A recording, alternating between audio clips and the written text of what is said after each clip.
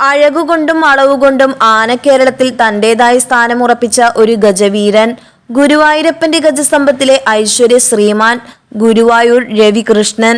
ബീഹാറിന്റെ കാടുകളിലെവിടെയോ ജനിച്ചു വളർന്ന ഇവനെ 2005 പാലക്കാടുള്ള തൃത്താല സ്വദേശി ശിവശങ്കരൻ എന്ന വ്യക്തി രാജ്കമൽ സർക്കസിൽ നിന്നും വാങ്ങി ഗുരുവായൂരപ്പന് നടയിരുത്തി.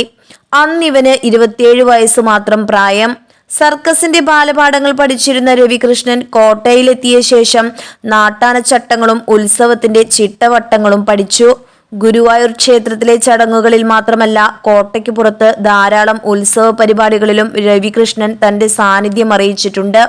2022 ഗുരുവായൂരിലെ ആനയോട്ടത്തിൽ ജേതാവാകാനും രവികൃഷ്ണന് സാധിച്ചു. അതോടെ ആന കേരളത്തിൽ നിറയെ ആരാധകരെ സൃഷ്ടിക്കാനും രവികൃഷ്ണന് കഴിഞ്ഞു. പൊതുവെ ശാന്ത സ്വഭാവിയായ രവികൃഷ്ണൻ ഗുരുവായൂരിലെ ക്ഷേത്ര ചടങ്ങുകളിൽ അടുക്കും ചിട്ടിയോടും കൂടെ നിൽക്കുന്നത് കാണാൻ തന്നെ നല്ലൊരു ചന്തം തന്നെയാണ്. രവികൃഷ്ണൻ എന്ന യുവകേസരി ഉത്സവപ്പറമ്പുകൾക്ക് പ്രിയങ്കരനായി മാറിക്കൊണ്ടിരിക്കുന്നു.